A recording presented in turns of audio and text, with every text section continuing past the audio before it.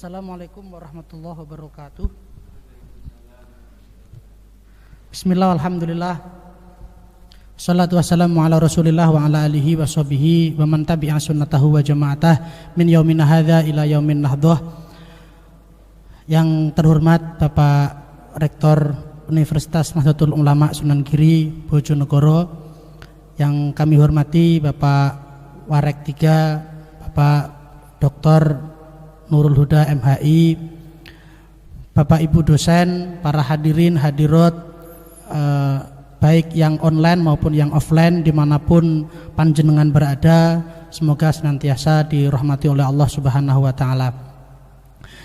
Sebelum kita mulai acara ngaji Turoth live streaming ini, mari kita bersyukur kehadirat Allah Subhanahu wa Ta'ala atas aneka ragam nikmat yang diberikan oleh Allah kepada kita semua, sehingga kita masih tetap dalam keadaan iman Islam dan masih bisa terus thalabul ilmi meskipun dalam kondisi pandemi dan kondisi seperti saat ini.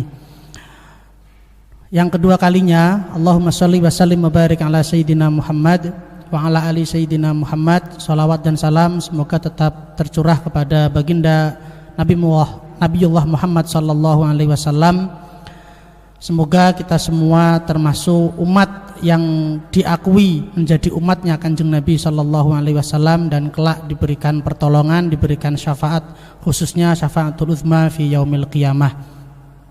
Para hadirin dimanapun panjenengan berada, Bapak Ibu dosen yang hadir baik daring maupun luring, para mahasiswa mahasiswi Universitas Nahdlatul Ulama dari berbagai macam prodi, ada 16 prodi dan 6 fakultas. Semoga kita semua senantiasa diberikan kesehatan, senantiasa diberikan iman Islam, dan senantiasa dimudahkan dalam segala urusan. Pada kesempatan pagi hari ini kita semua akan memulai ngaji rutinan, kegiatan ngaji Turoth. Tapi sebelumnya marilah kita buka acara pada pagi hari ini dengan bacaan Ummul Kitab. Semoga apa yang akan kita laksanakan, apa yang akan kita selenggarakan via daring ini diberkahi, dimudahkan dan dirahmati oleh Allah Subhanahu wa Ta'ala. Allah idzniyah sholihah. Wa ila hadratin Nabiyil Mustafa Al-Fatihah. A'udzubillahi minasyaitonir rajim. Bismillahirrahmanirrahim. Alhamdulillahirabbil alamin arrahmanirrahim maliki yaumiddin. Iyyaka na'budu wa iyyaka nasta'in ihdinas siratal mustaqim siratal ladzina an'amta 'alaihim ghairil maghdubi 'alaihim waladdallin rabbighfirli wa liwalidayya amin. Acara yang kedua adalah sambutan dari Wakil Rektor 3 bidang kemahasiswaan dan keagamaan kepada beliau Bapak Dr. Nurul Huda MHI. Waktu dan tempat kami persilakan.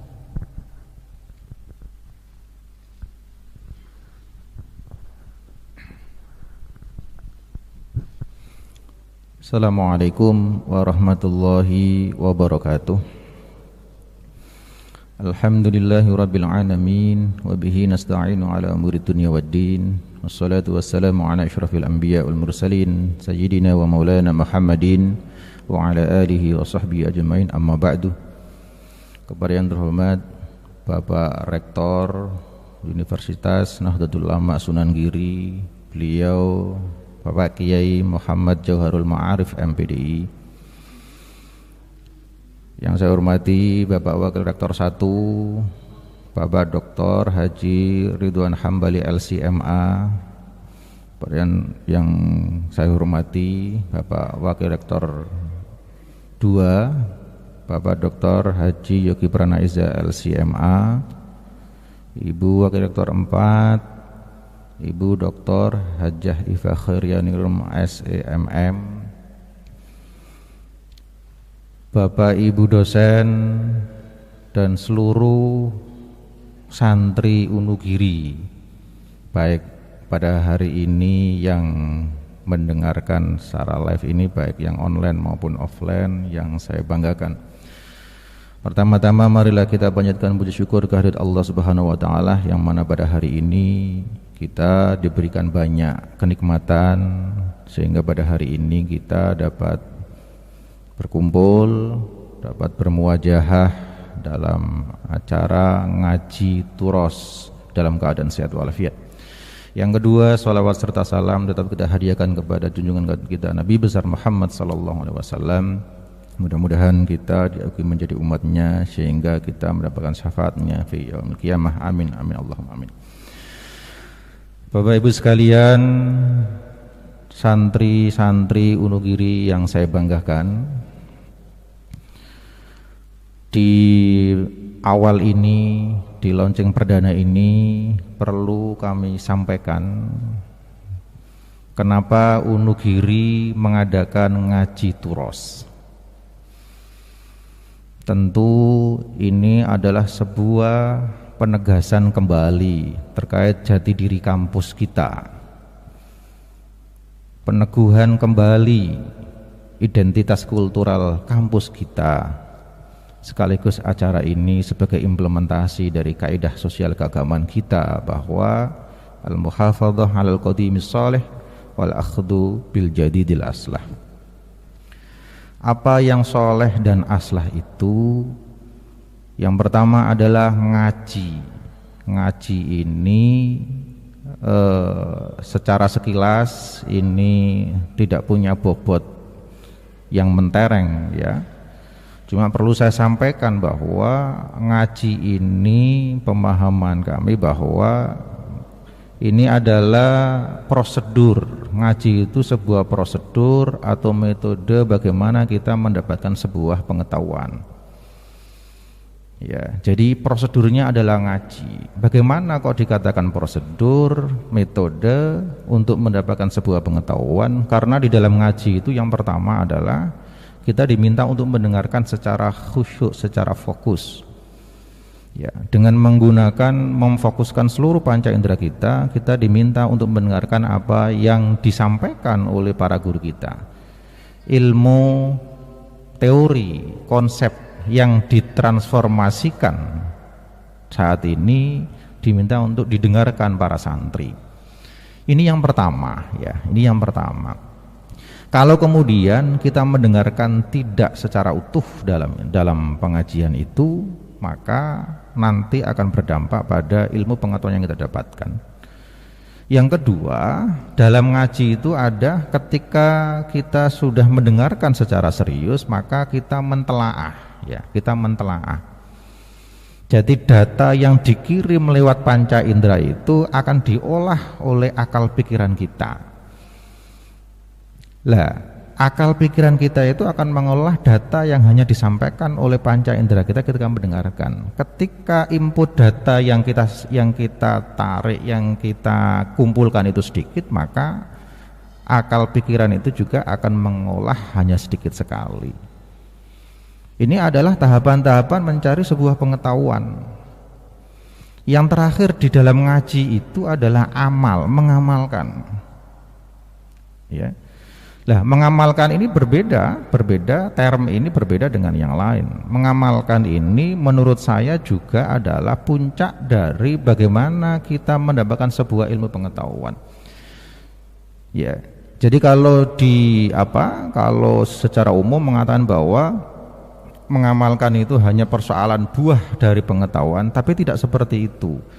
Mengamalkan adalah sebuah puncak dari bagaimana kita mendapatkan sebuah pengetahuan. Karena ketika kita mengamalkan, maka kita akan diberikan Allah ilmu yang belum kita pelajari. Artinya apa? Ngaji ini adalah sesuatu yang lama, tradisi lama yang harus kita hidupkan kembali. Ngaji ini menurut kami adalah sudah memuat keilmiahan sebuah acara, sebuah tahapan. Beda dengan kajian. Jadi tahapannya ngaji itu mendengarkan dengan segenap panca indera itu, kemudian akal pikiran secara rasional akan aktif, kemudian yang terakhir juga kita mengamalkan secara praksis pengetahuan akan melahirkan sebuah pengetahuan. Nah, ini adalah sebuah epistemologi di wilayah epistemologi. Jadi ngaji ini perlu, ya, al-qadim, ya, sesuatu yang lama memang, tapi harus dihadirkan kembali. Karena kalau kita hanya mengkaji saja, kajian saja, itu hanya olah pikir saja, tidak ada amal, tidak ada praktek mendengarkan dan sebagainya yang menjadi prasyarat itu. Maka sekali lagi ngaji itu penting, filosofi ngaji itu seperti itu. Yang kedua, turos. Sekali lagi bahwa turos ini merupakan al-qadim, al-muhafadhu al-qadim, tradisi lama. Kita tidak boleh menganggap bahwa turos itu adalah kumpulan kertas, tumpukan kertas, karya-karya para ulama yang terdahulu. Tidak boleh seperti itu. Turos itu adalah sistem pengetahuan, ya, warisan intelektual Islam yang sudah menjadi sistem pengetahuan. Untuk menghasilkan turos, para ulama cendekiawan muslim kita pada waktu dahulu itu juga menggunakan cara-cara yang ilmiah. Banyak metode yang dipakai, ya. Jadi bisa menggunakan metode bayani, yaitu dengan metode yang rasional. Jadi untuk menghasilkan sebuah karya turos itu ada yang menggunakan metode bayani, ada juga menggunakan metode irfani, menggunakan yaitu intuitif nantinya. Kemudian yang terakhir adalah dengan menggunakan metode burhani, yaitu empirik. Jadi kita memandang turos ini jangan hanya dipandang sebagai kumpulan orang-orang terdahulu saja, tapi harus dipahami bahwa ini adalah geliat ijtihad para ulama dahulu. Ketika kita mengaji turos, berarti kita sebenarnya intisarinya adalah ihya'ul ijtihad fit turos, bagaimana menghidupkan kembali semangat-semangat beristihad para ulama terdahulu yang harus kita semai kembali pada hari ini. Karena pada hari ini, di era seperti ini diperlukan istihad-istihad yang seperti dulu. Dengan demikian bahwa turos ini tidak boleh hanya diposisikan dalam rangka atau dalam posisi ideologis belaka, tapi turos harus kita pahami, kita posisikan dalam rangka epistemologis. Jadi dengan demikian maka kita akan bisa menghubungkan apa itu turos yang dulu dengan pada hari ini. Kita bisa menghubungkan teks yang pada waktu dulu dengan konteks pada hari ini. Bapak Ibu sekalian, santri Unugiri yang saya banggakan, dengan adanya ngaji turos ini mudah-mudahan kita mendapatkan banyak ilmu pengetahuan, karena dengan banyaknya ilmu pengetahuan itu sebagai tanda bahwa kita mendapatkan kebaikan dari Allah Subhanahu wa taala. Demikian yang bisa saya sampaikan. Mohon maaf dan sekali lagi saya ucapkan banyak terima kasih kepada seluruh santri Unugiri yang mau ngaji setiap hari Sabtu. Banyak fun. Jadi ilmu pengetahuan yang ada di turos itu tidak hanya persoalan agama, tapi semuanya ada di situ yang perlu kita kaji bersama. Sekali lagi, dengan demikian kita akan mampu memposisikan bagaimana hubungan tradisi dengan modernitas pada hari ini. Sekali lagi demikian, mohon maaf. Wallahul muwaffiq ila aqwamit thoriq. Assalamualaikum warahmatullahi wabarakatuh.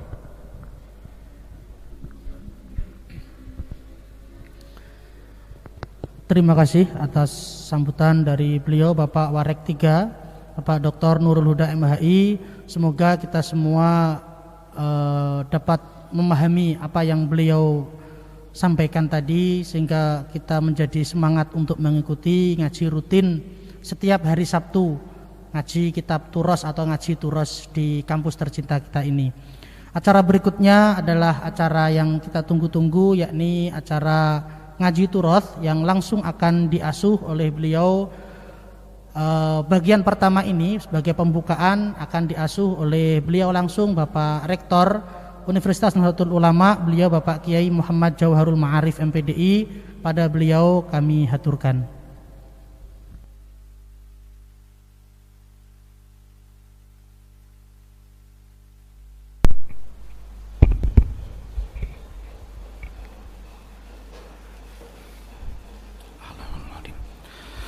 Assalamualaikum warahmatullahi wabarakatuh.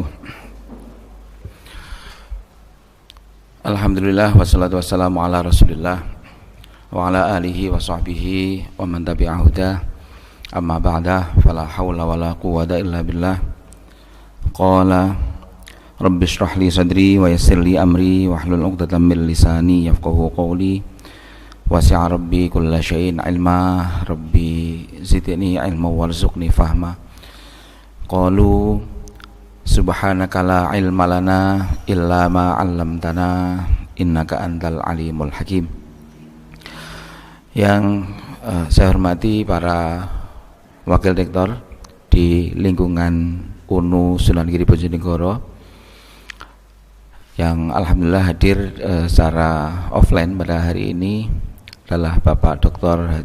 Nurul Huda MHI, Wakil Rektor 3 Bidang Kemahasiswaan, Alumni dan Keagamaan. Yang saya hormati para kepala lembaga di lingkungan UNU Sunan Giri Bojonegoro yang hadir baik offline maupun online. Yang hadir offline pada saat ini alhamdulillah Bapak Ketua Kepala Lembaga Penjaminan Mutu Bapak Saiful Anwar MPhilI, dan Kepala Lembaga Pengkajian Keislaman dan Ahlus Sunnah wal Jamaah Bapak Mulabil Bait MHI. Jadi di UNU Sunan Giri ini ada salah satu lembaga khusus yang menangani pengkajian keislaman dan Ahlus Sunnah wal Jamaah yang dipimpin oleh Bapak Mulabil Bait MHI. Yang saya hormati para dekan, para kaprodi, para wakil dekan, para sekretaris program studi, para dosen, para karyawan di lingkungan UNU Sunan Giri Bojonegoro, para mahasiswa-mahasiswi UNU Sunan Giri Bojonegoro atau yang tadi diistilahkan oleh Pak Warek 3 sebagai santri UNU Giri Bojonegoro. Pertama-tama kita sanjungkan puji syukur kehadirat Allah Subhanahu wa taala atas segala nikmatnya, sehingga pada pagi hari ini kita bisa bersama-sama melaksanakan kajian turos, kajian kitab yang dikarang, yang disusun oleh para ulama kita yang luar biasa. Yang pada pagi hari ini kebetulan yang mendapatkan giliran adalah saya dengan materi tafsir, sedangkan pada Sabtu selanjutnya nanti ada pemateri-pemateri lain yang siap untuk mengkaji turos bersama dengan kita semua.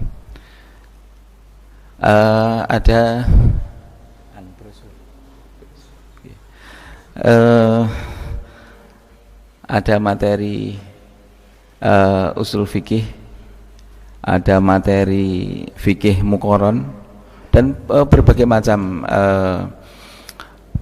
bidang ilmu keislaman yang nanti akan kita kaji bersama-sama. Kita berharap dengan bersama-sama mengkaji kitab turos, selain kita mendapatkan ilmu yang luar biasa yang telah dihasilkan oleh para ulama di masa lalu, yang tadi telah disampaikan oleh Pak Dr. Nurul Huda bahwa para ulama ketika menyusun kitabnya itu tidak hanya tidak ngawur ya, akan tapi mereka memiliki metode-metode khusus yang tadi disampaikan oleh Pak Nurul Huda. Ada metode bayani, irfani, dan metode-metode yang lain, sehingga kitab turos itu bisa juga bisa kita kategorikan sebagai buku-buku ilmiah ya, karena dihasilkan dengan metode-metode ilmiah. Untuk sementara ini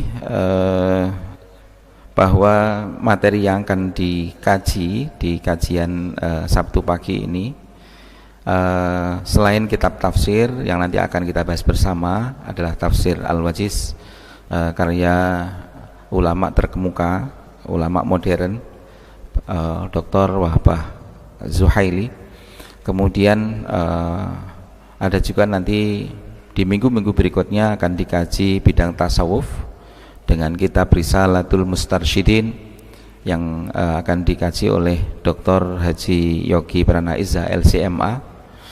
Kemudian tentang ekonomi Islam, kitab Maqasidul Muamalah wal Marasid Al-Waqi'at yang akan dikaji oleh Dr. Haji Sofa Robbani LCMA. Kemudian di bidang fikih ada kitab Muhadharat fil Fiqhil Muqaran yang akan dikaji oleh Bapak Muhammad Mulabil Bait MHI. Kemudian selanjutnya bidang hadis dengan kitab Al-Wafi fi Syarhil Arba'in An-Nawawiyah yang akan dikaji oleh Bapak Warek 1 Dr. Haji Ridwan Hambali LCMA. Kemudian usul fikih dengan kitab Al-Waraqat fi Usulil Fikhi yang akan dikaji oleh Dr. Nurul Huda MHI. Kemudian bidang tauhid dengan kitab Al-Iqtisad fil I'tiqad karya Imam Al-Ghazali yang akan dikaji oleh Al-Ustadz Agus Salahuddin MHI. Ini untuk tahap pertama ini yang dikaji adalah kitab-kitab turas bidang keislaman, keagamaan murni.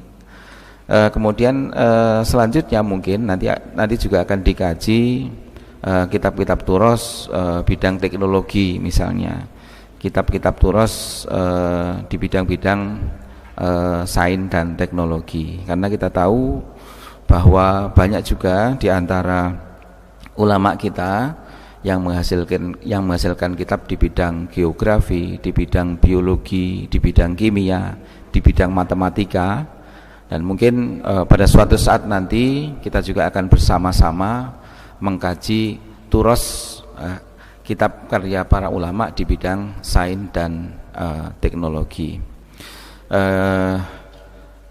Hadirin hadirat yang berbahagia, para santri Wonogiri yang dirahmati oleh Allah Subhanahu wa taala.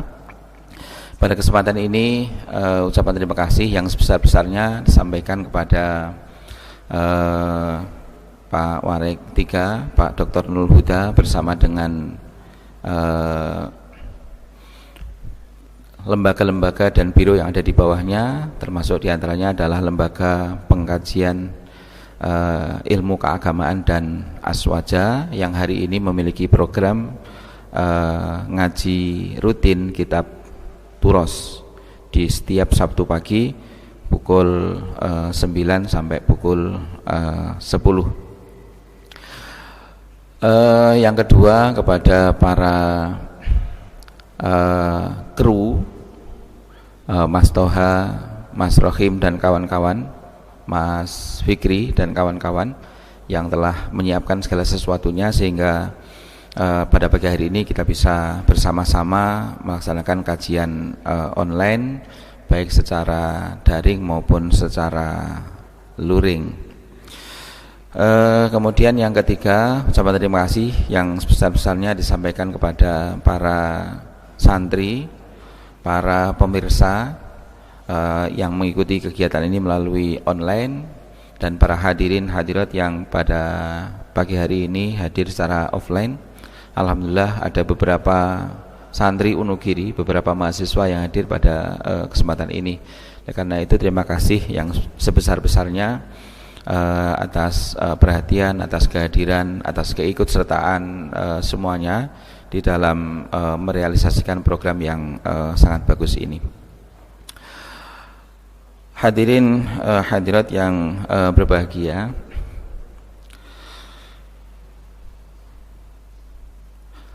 kita langsung masuk ke materi ya. Materi kita pada pagi hari ini, ngaji Sabtu pagi hari ini adalah tafsir, kitab tafsir Al-Wajiz yang dikarang disusun oleh Al-Ustadz Ad-Doktor Wahbah Az-Zuhaili, Profesor Dr. Wahbah Az-Zuhaili, Ra'isu Qismil Fiqhil Islami wa Madahibihi fi Jami'ah Dimashq. Beliau adalah pimpinan bagian fikih dan madhabnya, atau dekan ya, dekan fakultas syariah di Universitas Damaskus, Syria. Pertama-tama marilah kita buka dengan membaca suratul Fatihah. Kita hadiahkan kepada Nabi kita Nabi Muhammad SAW beserta para keluarganya, para sahabatnya, para nabi, para rasul yang lain, para malaikat, para aulia, para ulama sholihin, para muallif kitab-kitab turas, khususnya adalah Dr. Wahbah Az-Zuhaili, para guru-guru kita, para kaum muslimin muslimat, para muassis UNU Sunan Giri Bojonegoro, orang-orang yang mewakafkan tanahnya untuk UNU Giri Bojonegoro, para muassis Nahdlatul Ulama, Yai Haji Hashim Asy'ari, Yai Haji Wahab Hasbullah dan lain-lain, para muassis Nahdlatul Ulama di Bojonegoro. Semoga kita semua mendapatkan berkah dari Allah Subhanahu wa taala atas kajian yang kita laksanakan pada pagi hari ini, dan berkah yang dialihkan oleh Allah Subhanahu wa taala melalui para ulama kita. Alhamdulillah wa ala kulli niyatin shalihah. Al-Fatihah. A'udzubillahi minasyaitonirrajim. Bismillahirrahmanirrahim. Alhamdulillahirabbil alamin arrahmanir rahim maliki yaumiddin. Iyyaka na'budu wa iyyaka nasta'in ihdinas siratal mustaqim siratal ladzina an'amta 'alaihim ghairil maghdubi 'alaihim waladdallin. Rabbighfirli wa liwalidayya wa lil mu'minina amin. Hadirin hadirat yang berbahagia, bahwa materi kajian kita pada pagi hari ini adalah kitab tafsir Al-Qur'anul Karim karya Profesor Dr. Wahbah Az-Zuhaili yang diberi nama At-Tafsir Al-Wajiz. Sebenarnya beliau memiliki 3 kitab ya tentang tafsir. Ada yang ditujukan untuk segmen tingkat tinggi, ada yang untuk tingkat menengah, dan ada yang untuk tingkat umum, tingkat ibtidai seperti kita ini. Lah, kitab tafsir Al-Wajiz ini adalah untuk segmen atau kalangan seperti kita ini, para mubtadi, para orang yang sedang awal-awal mencari ilmu seperti kita ini. Kita berharap dengan mengkaji tafsir ini kita bisa memahami Al-Quran, dan dengan memahami Al-Quran kita berharap sebagaimana disampaikan oleh Pak Dr. Nurul Huda tadi, yang paling penting ketika kita mengadakan kajian adalah bagaimana setelah kita paham kita bisa mengamalkan ilmu yang kita dapatkan. Itu yang sangat penting. Karena hadirin hadirat yang berbahagia, bahwa salah satu tujuan diturunkannya Al-Quran adalah al-amal bi ayati. Ini di awal kitab ini dijelaskan, fa innal hadaf al-awwal min inzalil Qur'anil Karim wal amal bi ayatihi. Salah satu tujuan yang pertama dari diturunkannya kitab Al-Qur'anul Karim ini adalah agar diamalkan isinya, wal amal bi ayatihi wat ta'addub bi adabi, dan kita berakhlak sebagaimana yang ada di dalam Al-Qur'an, wal iltizam bi ahkamihi wa syara'ihi, dan kita meyakini melaksanakan hukum-hukum yang ada di dalamnya, liyakunal amiluna bi khaira ummatin ukhrijat linnas, agar kita dengan mengkaji mengamalkan Al-Qur'an, berakhlak sebagaimana yang ada di dalam Al-Qur'an, melaksanakan hukum-hukum yang ada di dalam Al-Qur'an, sehingga kita menjadi liyakunal amiluna bihi khairu ummatin ukhrijat linnas, kita menjadi umat terbaik ya, umat terbaik yang diturunkan oleh Allah Subhanahu wa taala. Nah, dalam rangka agar tujuan tersebut bisa tercapai, salah satunya adalah kita harus mampu membaca Al-Quran, kita mengkaji isi Al-Quran, kita memahami isi Al-Quran, dan endingnya nanti adalah kita bisa mengamalkan apa yang ada di dalam Al-Quran itu, nilai-nilai yang ada di dalam Al-Quran, dimulai dari membaca, memahami, kemudian mengamalkan Al-Quran. Lah, kajian kita pada pagi hari ini adalah dalam rangka agar kita bisa memahami isi Al-Quran melalui kitab yang luar biasa ini yang disusun oleh Profesor Dr. Wahbah Az-Zuhaili. Perlu kita ketahui bersama bahwa Dr. Wahbah Az-Zuhaili itu merupakan salah satu ulama kontemporer, salah satu ulama modern yang sangat luar biasa. Bahkan ada yang menjuluki beliau, memberi julukan kepada beliau sebagai Imam Nawawi saat ini, atau ada juga yang memberi julukan kepada beliau As-Suyuti Ats-Tsani misalnya. Jadi begitu alim alamanya beliau, sehingga beliau diberi gelar sebagai As-Suyuti Ats-Tsani, Imam Suyuti yang kedua. Kita tahu Imam Suyuti itu luar biasa. Beliau salah satunya mengarang kitab tafsir Al-Jalalain yang dikaji di banyak pesantren di Indonesia. Selain itu, selain di bidang tafsir, beliau Dr. Wahbah Az-Zuhaili ini juga memiliki kemampuan di banyak bidang ilmu. Oleh karena itu beliau disebut sebagai al-mutafannin, seseorang atau ulama yang memiliki kemampuan berbagai macam ilmu pengetahuan. Selain tafsir, beliau juga ahli di bidang fikih dan ilmu keislaman yang lain. Bahkan beliau mendapatkan gelar Man of the Year ya, tahun 2008 dari pemerintah Malaysia. Itu sebagai gambaran tentang betapa beliau merupakan seorang ulama yang luar biasa, seorang ulama yang diakui oleh dunia. Pada pagi hari ini kita bersama-sama mendapatkan kehormatan untuk bisa mengkaji karya beliau yang luar biasa ini.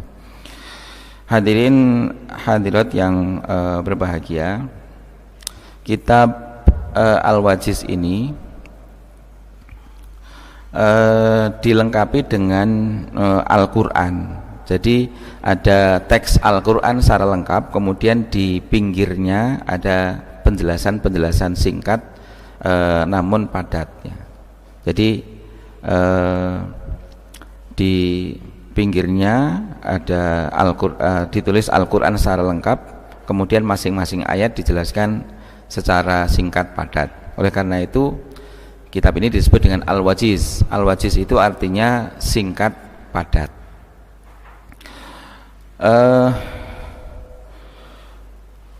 Kemudian metode yang digunakan oleh beliau sebagaimana disebutkan di dalam muslimlibrary.com bahwa tafsir ini termasuk minat tafsir bil ma'thur wal ma'kul.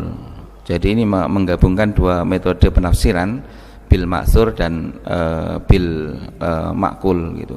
Jadi ada sisi-sisi maksurnya, artinya penafsiran diambil dari Al-Quran maupun hadis. Selain itu juga didukung dengan rasionalitas ya, wal makul.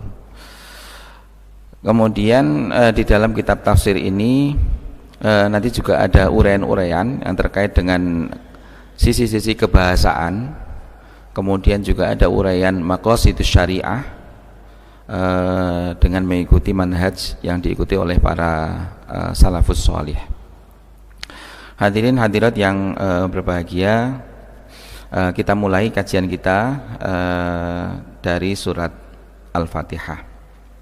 Surat Al-Fatihah ini merupakan surat yang pertama ya, yang tertulis di Al-Quran kita. Meskipun ayat pertama yang turun bukan Al-Fatihah, akan tapi di mushaf Al-Quran yang tertulis pertama adalah surat Al-Fatihah. Mengapa demikian? Karena tata urutan surat-surat di dalam Al-Quran itu sesuai dengan apa yang diajarkan oleh Rasulullah SAW ya. Jadi tidak berdasarkan nuzulnya, tidak berdasarkan waktu turunnya. Jadi disebutkan di salah satu kitab tauhid bahwa urutan-urutan di dalam Al-Quran itu sifatnya tauqifi, langsung diajarkan oleh Rasulullah Sallallahu Alaihi Wasallam. Surat Al-Fatihah ini memiliki banyak nama. Selain disebut dengan surat Al-Fatihah, ada beberapa nama yang disematkan untuk surat ini. Misalnya yang sering kita ketahui, misalnya As-Sab'ul Masani, bahwa surat Fatihah itu disebut dengan As-Sab'ul Masani, surat yang terdiri dari 7 ayat yang dibaca berulang-ulang. Kenapa? Ya karena setiap kali kita sholat diwajibkan membaca Al-Fatihah. Oleh karena itu dikatakan Al-Masani, As-Sab'u Al-Masani, 7 ayat yang diulang-ulang. Al-Fatihah juga disebut dengan Ummul Kitab, induk dari Al-Quran. Disebut juga Ummul Quran, dan sebutan-sebutan yang lain. Lalu di dalam tradisi Arab bahwa sesuatu yang memiliki banyak nama atau banyaknya nama yang disematkan pada sesuatu itu menunjukkan keagungan. Sebagaimana misalnya Allah Subhanahu wa taala memiliki 99 nama. Itu apa? Karena menunjukkan keagungan. Begitu pula Rasulullah Shallallahu alaihi wasallam memiliki banyak nama. Begitu pula Al-Fatihah ini memiliki banyak nama. Itu merupakan kalau di tradisi Arab ini menunjukkan betapa bahwa Al-Fatihah itu merupakan surat yang luar biasa, surat yang memiliki banyak banyak manfaat gitu ya, menunjukkan keagungan suratul Fatihah. Kemudian di antara nama surat Fatihah lagi adalah Asy-Syifa war Ruqyah, bahwa Al-Fatihah itu disebut dengan surat Asy-Syifa, surat untuk pengobatan. Juga disebut dengan Ar-Ruqyah, surat untuk salah satu metode untuk penyembuhan, dalam bahasa Jawa untuk nyuwuk gitu ya.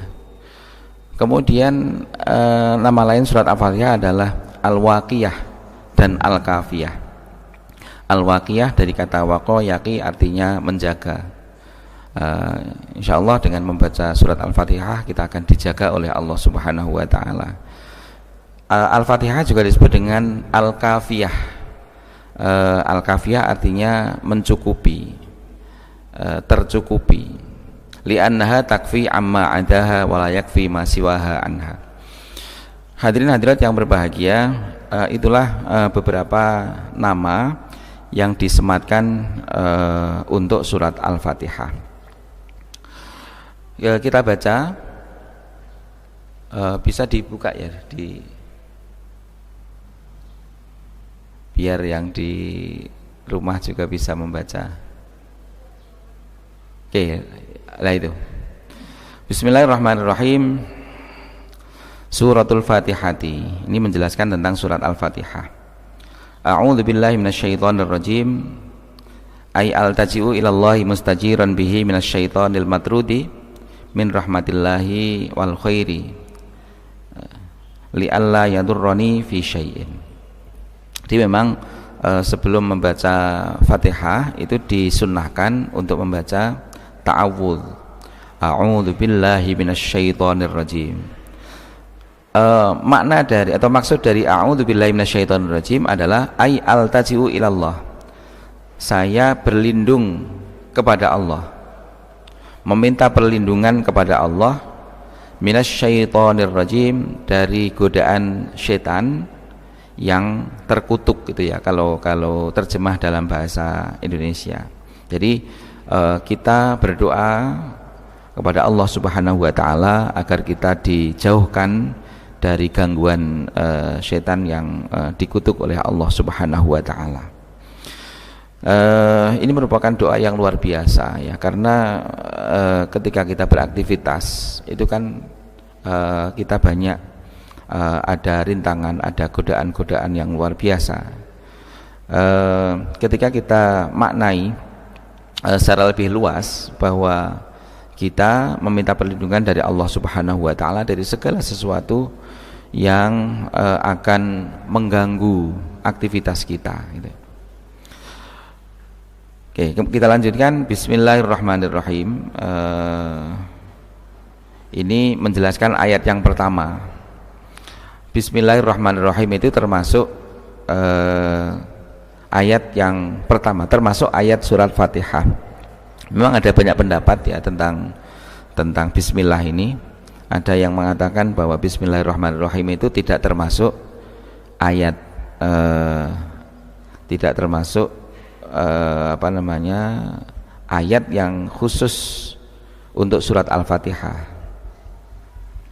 Sehingga ulama yang mengikuti pendapat itu mengatakan bahwa ketika kita membaca Fatihah langsung alhamdulillah juga tidak masalah ya, karena bismillah itu tidak termasuk khusus sebagai ayatnya surat Al-Fatihah. Lah, untuk apa bismillah itu menurut pendapat tersebut adalah merupakan pemisah antara surat yang satu dengan surat yang lain. Ada pula yang berpendapat bahwa bismillahirrahmanirrahim itu merupakan bagian dari surat Al-Fatihah, termasuk ayat dari surat Al-Fatihah. Termasuk yang berpendapat seperti ini adalah Imamuna Asy-Syafi'i. Sehingga ketika kita mengikuti pendapat Imam Asy-Syafi'i, ketika kita sholat membaca Fatihah harus ada basmalahnya. Ketika kita membaca Fatihah tidak kita mulai dengan basmalah, maka sholat kita tidak sah. Karena Imam Syafi'i berpendapat bahwa bismillahirrahmanirrahim itu termasuk salah satu di antara ayat surat Al-Fatihah. Beliau menjelaskan bismillahirrahmanirrahim ay abtadi'u tilawati musta'inan bismillahi wa dzatihi. Tapi sebelum kita membahas tentang makna bismillah, saya sempat membaca salah satu kitab tentang Balaghatul Quran, min ghoribi Balaghatil Quran. Ini ternyata luar biasa. Di sini kan ada 3 asma Allah. Ada Allah, kemudian ada Ar-Rahman, kemudian ada Ar-Rahim. Mengapa kok urutannya seperti itu? Ternyata ketika ditinjau dari sisi balaghah ini luar biasa. Ternyata ada rahasia di balik urutan penyebutan itu. Mengapa yang pertama adalah Allah, yang kedua kok tidak Ar-Rahim tapi Ar-Rahman. Kemudian Ar-Rahim diletakkan di yang ketiga. Kenapa? Ternyata menurut kitab tersebut min ghoribi Balaghatil Quran fi suratil Fatihah wa suratil Baqarah, di sana dijelaskan mengapa. Iya, karena kata Allah atau lafaz Allah, lafzul jalalah Allah itu hanya khusus untuk Allah. Tidak boleh ada seseorang menggunakan nama itu selain Allah Subhanahu wa taala. Oke, kemudian yang kedua Ar-Rahman, Ar-Rahim. Kata Ar-Rahman atau nama Allah Ar-Rahman itu hanya boleh untuk Allah dan boleh juga untuk menyifati makhluk, menyifati makhluknya, akan tapi harus diidhofakan kepada Allah. Misalnya Abdurrahman dan Abdurrahman misalnya. Tapi kalau Ar-Rahim berbeda. Kalau Ar-Rahim itu bisa digunakan untuk mensifati manusia tanpa diidhofahkan. Nah, itu menurut kitab tersebut. Jadi kalau kata misalnya kita menyebut seseorang dengan sebutan Rahim, huwa Rahim, itu boleh. Jadi kata misalnya di dosen kita ada namanya Ustadz Auliaur Rahim, kita panggil Gus Rahim gitu, boleh menurut kitab tersebut. Jadi kata Ar-Rahim itu boleh digunakan untuk mensifati manusia tanpa diidhofahkan. Tapi kalau Ar-Rahman tidak boleh. Misalnya kita ada orang namanya Rahman, kita panggil Pak Rahman gitu, mestinya kurang bagus ya, tidak boleh itu mestinya ya. Karena Ar-Rahman itu hanya bisa digunakan untuk mensifati Allah, atau boleh untuk mensifati manusia, akan tapi harus diidhofahkan. Ya, itu ternyata luar biasa ya ketika kita kaji dari sisi balaghah. Kita lanjutkan, hadirin hadirat yang berbahagia. Makna dari Bismillahirrahmanirrahim adalah ay abtadi'u tilawati musta'inan bismillahi wa dzatihi. Saya memulai membaca Al-Qur'an ini musta'inan billah, musta'inan bismillahi wa dzatihi, dengan meminta pertolongan kepada Allah. Nah, ini ada yang menarik ini. Biasanya kan musta'inan billah gitu. Di sini tidak, musta'inan bismillah wa dzatihi. Jadi ini mengandung apa ya? Dari sini kita bisa memahami bahwa kita bisa boleh ya meminta pertolongan kepada asma Allah, asmanya Allah. Bisa juga meminta tolong kepada dzatullah, ay musta'inan bismillah wa dzatihi. Iya, karena mengapa kalau demikian? Iya, karena antara asma dan dzat, nama dan dzat itu merupakan satu kesatuan yang tidak terpisahkan gitu ya. Sehingga ya maklum saja di sini ditafsiri dengan musta'inan bismillahi wa dzatihi. Saya memulai membaca Quran ini dengan memohon pertolongan bismillahi, dengan nama Allah, wa dzatihi, dan dengan dzatnya Allah. Musta'inan bil bismillahi wa dzatihi al-muttasifi bir rahmati wal ihsan. Memohon pertolongan kepada Allah yang disifati dengan ar-rahmah, bahwa Allah adalah zat yang maha pengasih, wal ihsan, dan Allah lah yang selalu berbuat baik kepada kita. Coba kita pikirkan, kapan Allah berbuat tidak baik pada kita? Kapan Allah tidak merahmati kita? Jadi Allah itu selalu selalu memberikan hal-hal yang terbaik kepada diri kita, atau di kitab yang lain diistilahkan bahwa Allah itu adalah daimul ihsan. Allah itu adalah zat yang selalu memberikan yang terbaik kepada diri kita. Mungkin ada di antara kita yang berpikir ya, loh, pada suatu saat saya kehilangan sesuatu, kehilangan uang misalnya. Nah, apakah itu tidak bisa diartikan Allah sedang berbuat tidak baik pada kita? Pada suatu saat saya pernah kecelakaan misalnya, apakah ketika saya kecelakaan itu Allah berbuat baik pada kita? Kita harus berkeyakinan seperti itu, bahwa apapun yang menimpa diri kita itu adalah karena kasih sayang Allah Subhanahu wa ta'ala. Apa yang ada di balik musibah pasti ada hikmah. Taruhlah sekarang misalnya sedang ada wabah corona. Apakah ini Allah sedang berbuat tidak baik pada diri kita? Tidak. Allah sedang berbuat baik. Coba misalnya dengan adanya corona misalnya, dulu yang di dunia pendidikan misalnya, dulu kita ketika melaksanakan kegiatan pembelajaran seringkali tidak menggunakan teknologi ya. Nah, dengan adanya wabah corona ini kita dipaksa untuk mengenal teknologi.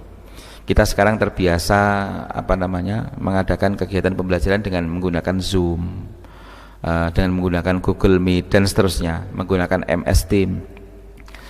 Ini salah satu dampak positif ya ketika dari corona ini, Kemudian dengan adanya virus corona ini, para ilmuwan bergerak bersama-sama untuk menemukan obatnya. Akhirnya alhamdulillah di beberapa negara, bahkan di Indonesia sekarang sedang diusahakan untuk membuat vaksin, namanya vaksin yang oleh Buya Said Akil Sirot disebut atau diusulkan diberi nama dengan vaksin Vaknus ya. Vaksin Nusantara. Dulunya vaksin nasional yang diinisiasi oleh Pak mantan Menteri Kesehatan kita, Pak Terawan. Beliau bersama dengan timnya membuat vaksin yang rencananya diberi nama Vaknas, vaksin nasional. Kemudian beliau sowan kepada PBNU Yai Said Akil Sirot, kemudian beliau mengusulkan nama Vaknus, vaksin Nusantara. Lah mengapa? Iya, karena supaya, kata beliau guyonnya, supaya ada NU-nya di situ. Vaknus kan ada NU-nya. S-nya apa itu? S-nya adalah semesta, yang insya Allah vaksin Nusantara yang bermanfaat untuk alam semesta. Dan lain-lain. Jadi dari dibalik musibah itu pasti ada sisi-sisi positif yang akan kita dapatkan. Jadi kita meyakini apapun yang dianugerahkan oleh Allah pada kita, itu adalah hal yang baik, hal yang positif. Kita kehilangan sesuatu, misalnya kehilangan uang, itu di sana juga ada sisi positifnya. Sisi positifnya apa? Misalnya kita diajarkan kesabaran oleh Allah Subhanahu wa Ta'ala, dan lain-lain lah. Ketika kita mau mengkaji, kita mau berpikir, kita akan menemukan di balik musibah pasti ada hikmah. Oke, jadi Allah itu di sini di basmalah itu disifati dengan dua sifat. Yang pertama adalah Ar-Rahmah wal Ihsan, Ar-Rahman dan Ar-Rahim. Al-muttasifi birrahmati wal ihsani wa musilihima ilal mun'ami alaihi. Oke, warrahmanu asyaddu mubalaghatan minar rahim. Ketika dikaji dari sisi balaghah, kata Ar-Rahman, sifat Ar-Rahman itu asyaddu mubalaghatan minar rahim. Lebih lebih dalam maknanya dibandingkan dengan Ar-Rahim. Karena apa begini, memang para ulama di dalam menafsiri Ar-Rahman dan Ar-Rahim ini ada banyak pendapat ya. Ada yang mengatakan bahwa Ar-Rahman itu lebih mendalam maknanya. Karena apa? Ar-Rahman itu biasanya kalau para kiai memberi makna gandul itu, Ar-Rahmani kang maha welas ing dalem dunya lan akhirat. Jadi cakupannya lebih luas. Ar-Rahman itu Ar-Rahmah, kasih sayang baik di dunia maupun di akhirat. Siapapun disayangi oleh Allah Subhanahu wa Ta'ala. Di dunia ini misalnya kita lihat ada orang-orang yang taat kepada Allah, yang mau beribadah kepada Allah, itu disayangi oleh Allah. Begitu pula orang yang tidak beribadah kepada Allah juga disayangi oleh Allah. Jadi kasih sayang Allah di dunia ini mencakup seluruh makhluknya, seluruh umat manusia, baik yang taat maupun yang tidak taat, semuanya disayangi oleh Allah. Sedangkan Ar-Rahim itu biasanya dimaknani Ar-Rahim kang maha welas ing dalem akhirat bloko. Artinya Ar-Rahim itu cakupannya hanya di akhirat nanti. Jadi oleh karena itu Ar-Rahim itu lebih spesifik ya dibandingkan dengan Ar-Rahman yang lebih general. Ar-Rahman itu cakupannya dunia dan akhirat, sedangkan Ar-Rahim itu cakupannya di akhirat saja. Dari sini kita juga memahami bahwa kasih sayang Allah itu kasih sayang Allah di dunia dan di akhirat itu ketika dibandingkan akan lebih besar kasih sayang Allah ketika di akhirat ya. Ar-Rahman dunia dan akhirat, Ar-Rahim akhirat saja. Berarti akhiratnya berapa? Akhiratnya 2, dunianya 1. Jadi kasih sayang Allah itu nanti di akhirat akan lebih besar dibandingkan dengan kasih sayang Allah ketika di dunia. Dan kasih sayang Allah di akhirat yang lebih besar itu hanya ditujukan kepada orang-orang yang taat saja, orang-orang yang beribadah kepada Allah Subhanahu wa taala saja. Kita lanjutkan, wasmullah yutlaqu ala dzati wal haqiqah wal wujud. Kata Allah, ismullah ya, kata Allah itu yutlaqu ala dzati. Itu mengandung makna satu, zat, zatnya Allah. Kemudian yang kedua mengandung makna al haqiqah, yaitu apa ya, Tuhan. Allah adalah zat yang kita sembah. Allah adalah zat yang maha esa dan seterusnya itu. Kemudian yang ketiga, Allah itu mengandung makna al-wujud. Jadi kata Allah itu diucapkan untuk az-zat, dan yang kedua al-haqiqah, yang ketiga adalah al-wujud. Hadirin hadirat yang berbahagia,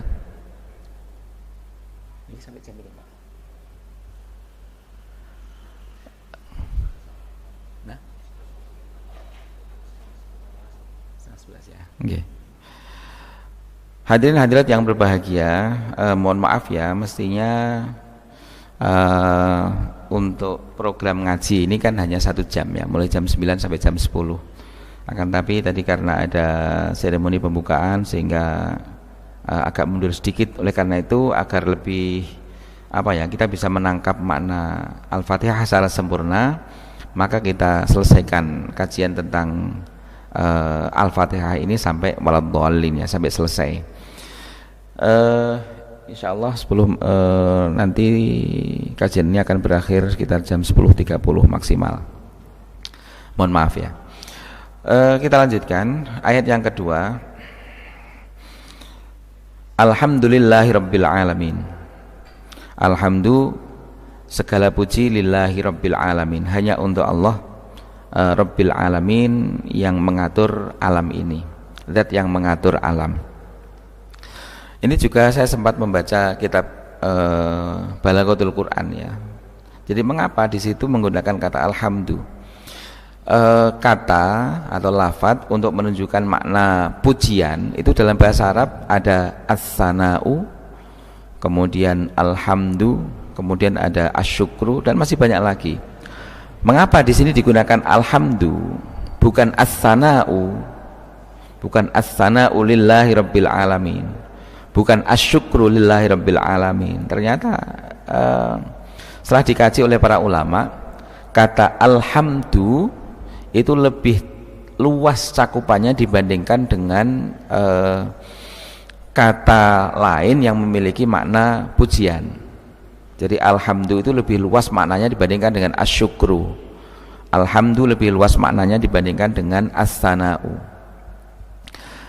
Alhamdulillahi rabbil alamin, bahwa segala pujian yang kita lontarkan itu hakikatnya akan kembali kepada Allah Subhanahu wa ta'ala.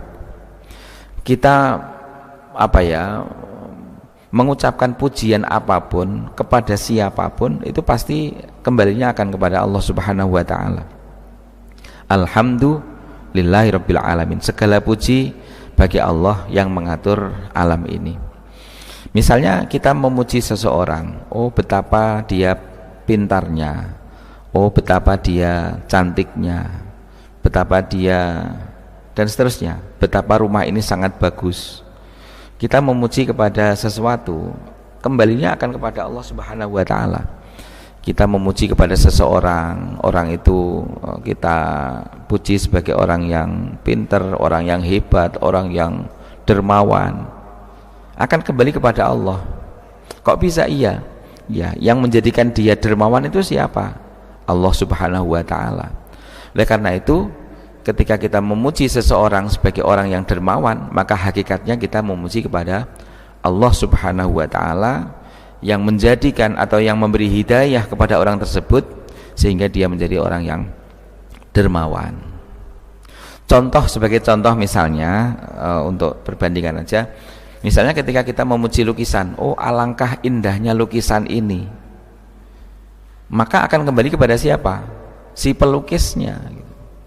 Ketika kita memuji kepada makhluk, maka kembali kepada siapa? Kepada kholiknya, kepada yang menciptakan gitu. Ketika kita memuji lukisan, kembalinya kepada si pelukis kan gitu. Ketika kita memuji kepada makhluk, hakikatnya kita memuji kepada Allah Subhanahu wa taala. Oleh karena itu, hadirin hadirat yang berbahagia, ketika kita dipuji oleh seseorang, ya jangan menjadikan kita besar kepala. Karena apa? Kita menjadi orang yang patut dipuji itu karena merupakan nikmat dari Allah Subhanahu wa taala. Misalnya Anda sebagai orang yang dermawan, kemudian Anda dipuji sebagai orang yang dermawan, jangan besar kepala. Karena apa? Anda bisa menjadi dermawan itu karena hati Anda digerakkan oleh Allah untuk menjadi dermawan. Anda menjadi dermawan itu karena apa? Anda diberi sesuatu oleh Allah Subhanahu wa taala untuk diberikan kepada orang lain gitu. Semuanya kembali kepada Allah Subhanahu wa taala. Jadi hakikatnya ketika kita melontarkan sebuah pujian, kembalinya akan kepada Allah Subhanahu wa taala. Oleh karena itu sekali lagi, ketika kita dipuji, janganlah kita besar kepala. Karena apa? Karena pujian yang dilontarkan kepada kita itu adalah karena Allah Subhanahu wa taala. Karena kita diberi sesuatu oleh Allah yang sehingga patut untuk mendapatkan pujian gitu. Dan kita dipuji oleh seseorang karena Allah menggerakkan orang lain tersebut untuk memuji kita. Pokoknya semuanya akan kembali kepada Allah. Oleh karena itu sekali lagi, ketika kita dipuji oleh seseorang, jangan menjadikan kita besar kepala ya, karena semuanya itu kembalinya kepada Allah Subhanahu wa taala.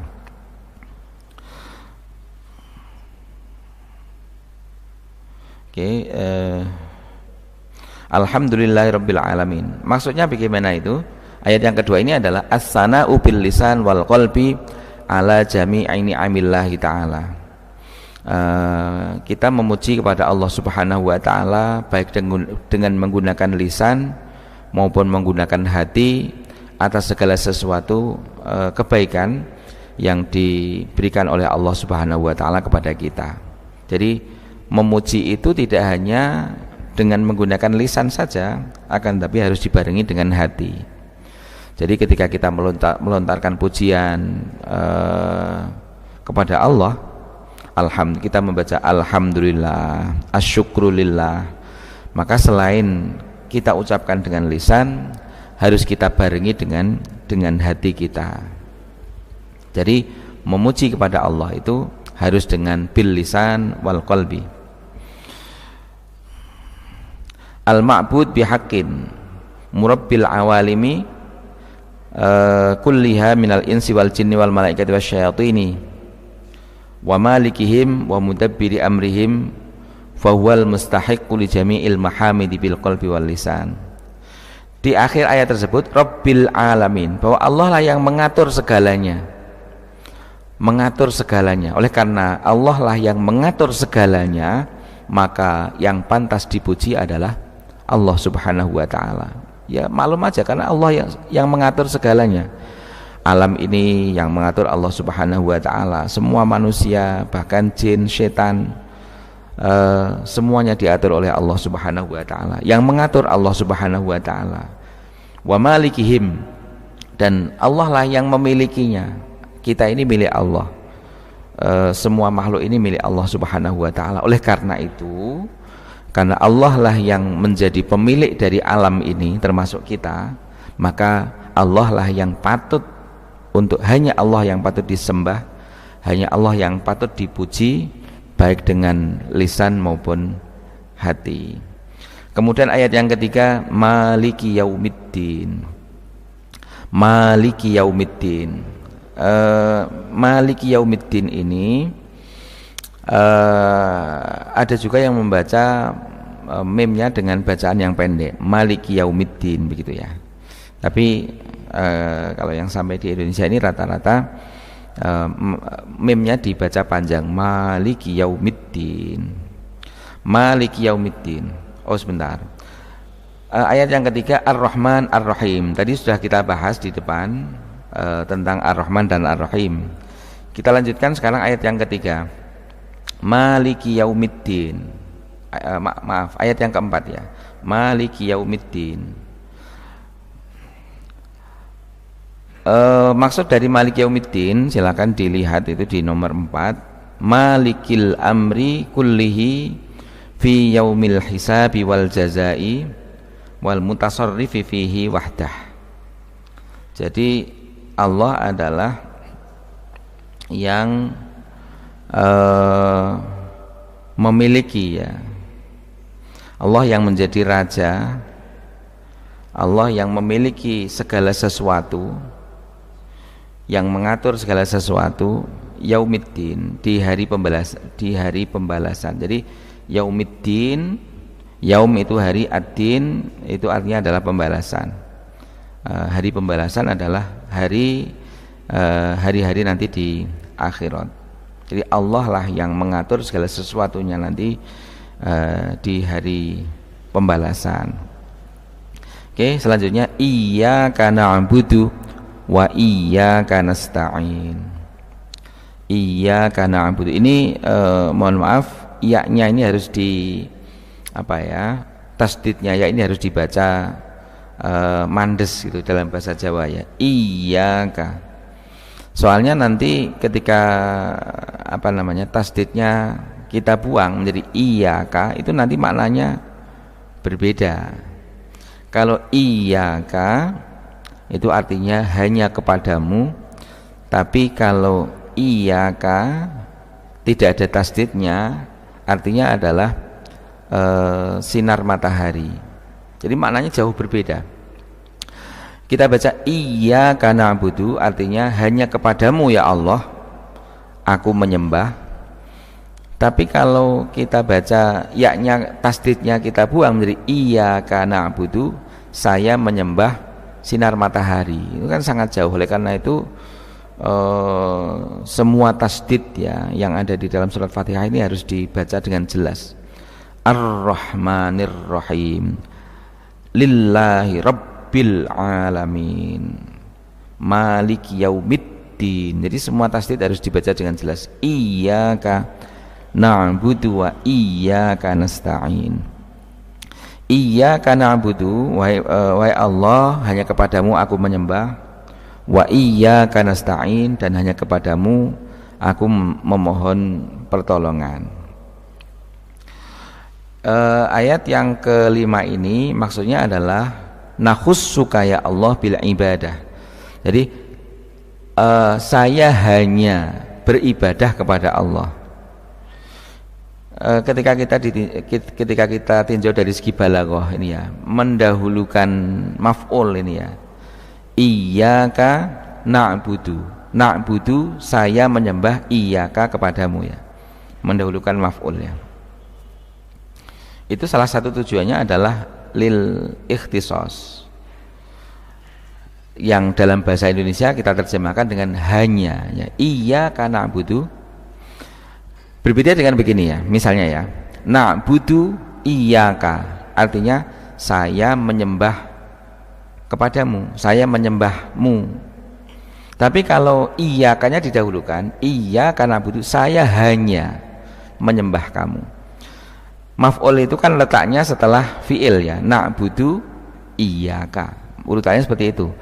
Lah ketika maf'ul itu kita pindah ya dari belakang ke depan, itu ada makna khusus lil ikhtisas. Itu kalau ditinjau dari sisi balaghah. Oleh karena itu ketika kita mengkaji Al-Qur'an dari berbagai sisi ya, termasuk sisi-sisi balaghahnya, itu kita akan sangat senang gitu. Oh ternyata begini, oh ternyata begini. Seperti yang tadi saya kemukakan di awal, mengapa urutannya ke Allah Ar-Rahman Ar-Rahim. Oh ternyata seperti ini.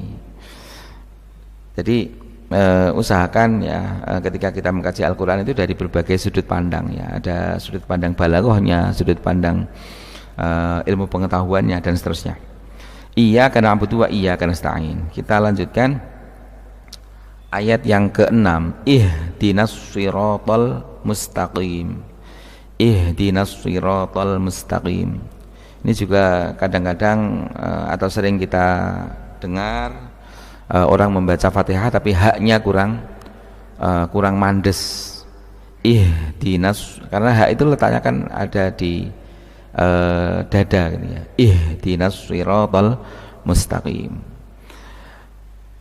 Ihdinas siratal mustaqim ayat yang ke-6. Maknanya bagaimana? Maksudnya bagaimana? Ai waffaqona ila tariqil qawim. Ya Allah, berilah saya taufik, berilah saya pertolongan ila tariqil qawim, menuju jalan yang lurus, al-wadihi, yang jelas, yang tidak melenceng. Ya, yang dimaksud apa? As-sirat al-mustaqim, yang dimaksud apa? Bahwa al-islam wal iman. Jadi maksud dari ihdinas siratal mustaqim adalah ya Allah, tunjukkanlah saya jalan yang benar, yang lurus. Yang dimaksud apa? Yang dimaksud adalah iman dan Islam. Berilah saya petunjuk ya Allah, agar keimanan, keislaman saya ini selalu meningkat. Kemudian ayat yang terakhir, siratal ladzina an'amta 'alaihim ghairil maghdubi 'alaihim waladdallin. Ini penjelas. Tadi kan di ayat sebelumnya ihdinas siratal mustaqim. Ya Allah, tunjukkanlah saya jalan yang lurus. Lah, jalan yang lurus itu apa? Dijelaskan oleh ayat setelahnya. Siratal ladzina an'amta 'alaihim, jalan yang ditempuh oleh orang-orang yang Engkau beri nikmat. Lah, siapakah itu? Siapakah orang-orang yang diberi nikmat oleh Allah? Dijelaskan oleh Dr. Wahbah Az-Zuhaili, ay tariqil ladzina an'amta 'alaihim minal malaikati wan nabiyyina was-siddiqina wasyuhada'i was-shalihin. Yaitu jalan yang ditempuh oleh para malaikat. Kita tahu bahwa malaikat itu kan selalu berbuat melakukan sesuatu yang diperintah oleh Allah, tidak pernah melanggar yang dilarang oleh Allah. La ya'sun la ya'sunallaha ma amarahum wa yaf'aluna ma yu'marun. Para malaikat itu tidak pernah bermaksiat, melenceng dari jalan yang telah ditentukan oleh Allah, wa yaf'aluna ma yu'marun, dan melakukan segala hal yang diperintahkan oleh Allah. Kemudian siapa lagi? Yang kedua adalah an-nabiyyin, para nabi. Kita tahu bahwa para nabi itu juga tidak pernah melakukan dosa. Was-siddiqin, kalau kita tidak bisa mengikuti jalannya malaikat, para nabi, mustahil bagi kita ya. Atau paling tidak was-siddiqin, orang-orang yang keimanannya ini benar-benar beriman kepada Allah Subhanahu wa taala meskipun pernah melakukan dosa, akan tapi kemudian kembali lagi bertobat kepada Allah Subhanahu wa taala. Atau jalannya asyuhada, orang-orang yang mati syahid, atau paling tidak jalannya orang-orang yang solih. Ya, jadi yang dimaksud alladzina an'amta 'alaihim di sini adalah malaikat, para nabi, para siddiqin, orang-orang yang benar-benar keimanannya benar-benar kepada Allah Subhanahu wa taala, para syuhada dan para sholihin. Ghairil maghdubi 'alaihim, selain orang-orang yang Engkau benci. Ghairil maghdubi 'alaihim, yang dimaksud siapa? Al-haidina kibaron antariqil haqqi wal istiqomati al-ba'idina jahlan an jadiris shawabi. Jadi kita mohon agar diberi hidayah oleh Allah Subhanahu wa taala agar untuk menapaki jalan yang lurus sebagaimana yang diberikan oleh Allah kepada orang-orang yang diberi nikmat, di antaranya para malaikat, para nabi, siddiqin, para syuhada dan sholihin. Hadirin hadirat yang berbahagia, setelah membaca Fatihah karena Fatihah itu berisi doa ya. Oleh karena itu sunnah diakhiri dengan amin, ghairil maghdubi alaihim waladdallin, diakhiri dengan amin. Mengapa ada amin di situ? Iya, karena akhir surat Fatihah ini merupakan doa. Nah, ketika berdoa itu kan disunahkan untuk membaca amin. Amin itu artinya apa? Allahumma istajib lana. Jadi ketika kita mengucapkan amin itu artinya adalah Allahumma istajib lana, ya Allah kabulkanlah permohonan kami, ya Allah kabulkanlah doa kami. Hadirin hadirat yang berbahagia, itulah penafsiran dari surat Al-Fatihah menurut atau berdasarkan apa yang ditulis oleh Dr. Wahbah Az-Zuhaili. Kita ulas sedikit. Yang pertama, surat ini dimulai dengan basmalah, bismillahirrahmanirrahim. Ini juga mengandung pelajaran bahwa segala sesuatu yang baik itu hendaknya kita mulai dengan membaca bismillahirrahmanirrahim. Kita mau melakukan apapun hal yang baik, kita baca bismillahirrahmanirrahim. Maksud tujuannya apa? Agar kita ditolong oleh Allah sehingga apa yang kita lakukan ini bisa berjalan dengan baik.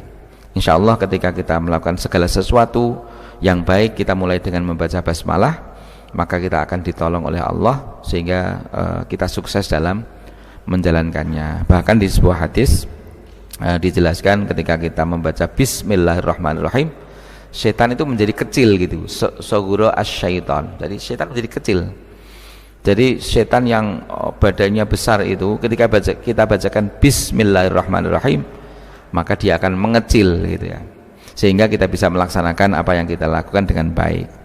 Kemudian pelajaran yang kedua yang kita dapatkan adalah bahwa kita harus selalu bersyukur kepada Allah. Kita harus selalu bersyukur kepada Allah Subhanahu wa ta'ala atas segala nikmat yang diberikan kepada kita. Karena Allah itu Maha Rahman, Maha Rahim, kita selalu dirahmati oleh Allah. Meskipun tampaknya kita mengalami sesuatu yang tidak mengenakan ya, kecelakaan, kehilangan sesuatu, akan tapi yakinlah bahwa di sana ada Rahman dan Rahimnya Allah Subhanahu wa ta'ala. Ketika kita ingat bahwa Rahman Rahim dari Allah selalu bersama dengan kita, insya Allah kita menjadi orang yang tidak banyak mengeluh. Kemudian yang terakhir yang bisa kita dapatkan dari surat Al-Fatihah ini adalah kita harus selalu berdoa kepada Allah Subhanahu wa ta'ala. Kita bersyukur dan kita kita berdoa kepada Allah Subhanahu wa ta'ala agar selalu diarahkan oleh Allah menuju jalan yang lurus. Karena apa? Ya, karena di sekitar kita ini banyak hal yang akan menjadikan kita, yang bisa menyebabkan kita berjalan tidak lurus. Karena ada pengaruh teman, misalnya dipengaruhi oleh teman, bisa jadi kita yang sudah berjalan lurus, karena ada pengaruh dari teman, kita menjadi jalannya tidak lurus, jalan ke kiri, jalan ke kanan, karena ada pengaruh macam-macam. Ada pengaruh setan, ada pengaruh teman, ada pengaruh macam-macam pengaruh. Oleh karena itu marilah kita selalu memohon kepada Allah agar kita ditunjukkan jalan yang baik, jalan yang lurus untuk menuju kesuksesan kita. Ihdinas siratal mustaqim siratal ladzina an'amta 'alaihim. Jadi marilah kita memulai segala sesuatu yang baik dengan basmalah, dan kita selalu positive thinking kepada Allah Subhanahu wa ta'ala, selalu bersyukur kepada Allah Subhanahu wa ta'ala apapun yang diberikan kepada kita. Kemudian yang ketiga marilah kita selalu memohon kepada Allah agar kita ditunjukkan jalan yang lurus untuk menuju kesuksesan kita masing-masing. Demikian kajian kita pada pagi hari ini. Insyaallah pada kesempatan-kesempatan yang akan datang kita akan lanjutkan kajian, karena begini, masih banyak hal yang belum tersampaikan terkait dengan surat Al-Fatihah ini, insyaallah pada kesempatan yang lain saya akan menyampaikan beberapa hal yang hari ini belum saya sampaikan terkait dengan surat Al-Fatihah. Semoga dengan kajian ini kita yang pertama tadi kita selalu ingat bahwa segala sesuatu yang baik kita mulai dengan basmalah, dan kita selalu ingat bersyukur kepada Allah, dan kita selalu ingat untuk berdoa memohon ditunjukkan jalan yang lurus oleh Allah Subhanahu wa taala. Demikian yang bisa saya sampaikan pada kesempatan ini. Mohon maaf apabila ada kekurangan-kekurangan, dan ini untuk para hadirin hadirat, para santri online ya yang mengikuti secara online, jika saudara menemukan ada sesuatu yang salah dari apa yang saya sampaikan, tolong sampaikan kepada saya melalui komentar ya, karena saya bukanlah manusia yang sempurna. Bisa jadi apa yang saya sampaikan itu tidak benar. Misalnya kalau saudara mengetahui misalnya ada sesuatu yang tidak benar yang saya sampaikan, tolong nanti silahkan disampaikan melalui komentar di Facebook, dan insya Allah nanti akan kami respon gitu ya. Terima kasih, dan saya kembalikan kepada pembawa acara. Mohon maaf. Wassalamualaikum warahmatullahi wabarakatuh.